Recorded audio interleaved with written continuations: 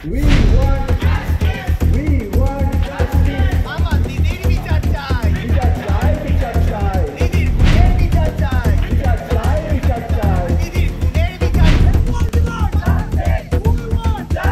কোনো আন্দোলনকে তুলে নেয়। ভয় পেলে তো আর আন্দোলন আজকে এতদূর গড়াতো না। রাজ্য সরকার এবং কর্তৃপক্ষ আমাদের জাস্টিস দিতে সম্পূর্ণরূপে ব্যর্থ। আরজি করে নৃশংস হত্যাকাণ্ডের পর প্রায় কেটে গিয়েছে 2 সপ্তাহ, আর তার মধ্যেই আন্দোলনকারী চিকিৎসকদের সঙ্গে স্বাস্থ্য ভবনেরও এক প্রস্ত আলাপ আলোচনা চলেছে বলে খবর। আর এর মধ্যেই উঠে আসছে এক বিস্ফোরক দাবি। তার কারণ, আন্দোলনকারী চিকিৎসকদের একাংশ দাবি করছেন যে তাদের সঙ্গে এই আন্দোলন তোলার জন্য সমঝোতার চেষ্টা করা হচ্ছে। তাদেরকে আকার ইঙ্গিতে বলা হচ্ছে আন্দোলন তুলে নেওয়ার জন্য অথবা আন্দোলন থেকে সরে আসার জন্য। সত্যিই কি অভিযোগ করছেন তারা? কি বলছেন আন্দোলনকারী চিকিৎসকদের ওই অংশ শোনাবো আপনাদের। আন্দোলনকে দমিয়ে দেওয়া, সমঝোতা করার চেষ্টা, কেন এই অভিযোগটা করছিলেন? আমরা এই অভিযোগটা করছি তার কারণ আমরা বিভিন্ন সূত্র থেকে, প্রশাসনের উচ্চস্তরের বিভিন্ন সূত্র থেকেই আমরা এই ধরনের ফোন পাচ্ছি বা এই ধরনের পাচ্ছি যে আমরা তোমাদের কয়েকটা দাবি মেনে নিচ্ছি এবং তোমরা আমাদের কয়েকটা দাবি মেনে নাও। মানে আপনি ফোন পেয়েছেন, মানে অন্যরা আপনাদের সতীর্থরা পাচ্ছে? ব্যক্তিগতভাবে সতীর্থরা আমাদের ফোন পাচ্ছে। বিস্ফোরক অভিযোগ তো, মানে কি বলা হচ্ছে আপনাদের যে আন্দোলন তুলে নাও?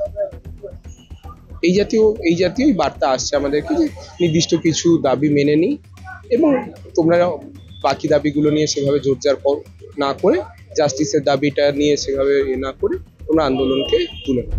হ্যাঁ, অনেক রকম ডেকে অনেক কিছু বলছে, এই ধরনের কথা আসছে, কিন্তু আমরা আন্দোলন চালিয়ে যাচ্ছি, এটাই আমাদের বক্তব্য। আমরা আন্দোলনের অনড় রয়েছি আমাদের দাবিতে। আমাদের এই যে আন্দোলন তুলে নেওয়ার একটা কৌশল, সমঝোতা করার চেষ্টা, সব মিলিয়ে কোথাও গিয়ে ভয় পাচ্ছেন যে আপনাদের একটা সময় সমঝোতা করতে হবে? দেখুন, ভয় পেলে তো আর আন্দোলন আজকে এতদূর গড়াতো না। আপনারা তো দেখেছেন যে কিরকম একটা গুন্ডা আক্রমণ ঘটেছে বা অতীতে আরো কিরকম ঘটেছে। তাহলে আমরা তো তা সত্ত্বেও আমরা আন্দোলনকে এগিয়ে নিয়ে গেছি।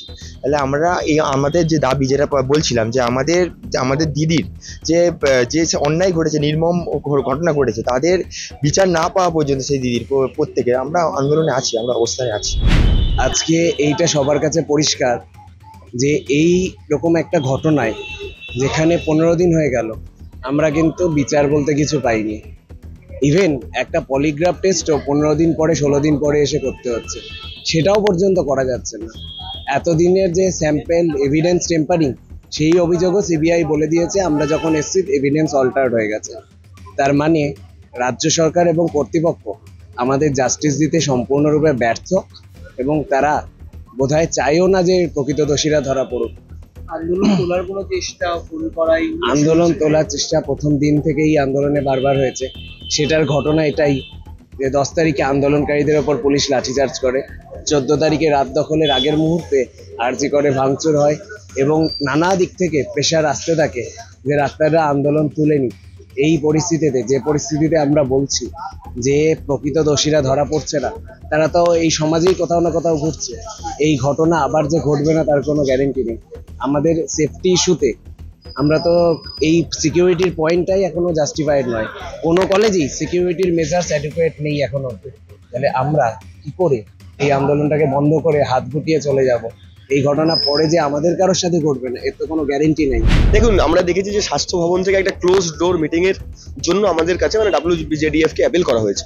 আমরা এই ধরনের কোনো ক্লোজ ডোর মিটিং এ বিশ্বাসী নই, কারণ কিছু প্রতিনিধির সাথে একটা ঘরের মধ্যে বসে সেখানে কিছু নেগোসিয়েশন, এই ধরনের যদি কেউ প্রস্তাব দেয়, তাহলে তারা এই আন্দোলনের যে স্পিরিট, আন্দোলনের যে নৈতিকতা, সেটাকেই মেলাইন করার চেষ্টা করে। তো আমরা এই ধরনের ক্লোজ ডোর মিটিং এ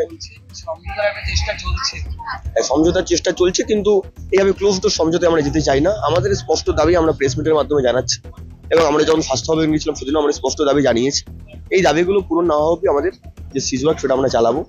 যারা কোনো অন্যায়ের প্রতিবাদ করলেই ডাক্তারি ছাত্রছাত্রী এবং জুনিয়র ডাক্তারদের ফেল করানোর ভয় দেখায়, শিক্ষকদের ট্রান্সফারের ভয় দেখায় এবং ট্রান্সফার করে, এই অংশটি একদম শুরু থেকে স্বাস্থ্য ভবনের প্রত্যক্ষ মদতে আমাদের এই ন্যায় বিচারের আন্দোলনকে থামিয়ে দেওয়ার চেষ্টার সাথে সরাসরি যুক্ত।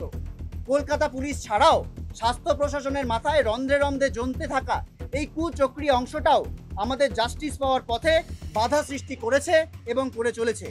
এদেরকেও তদন্ত এবং বিচার প্রক্রিয়ায় আওতায় আনতে হবে। একাধিক বিতর্কের মধ্যেই আরজি করে হাসপাতালে মোতায়েন হয়েছে সিআইএসএফ।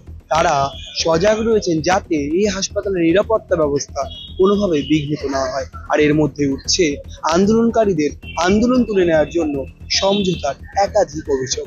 ক্যামেরায় বতিন কুণ্ডুর সঙ্গে রমেন দাস, সংবাদ প্রতিদিন .in।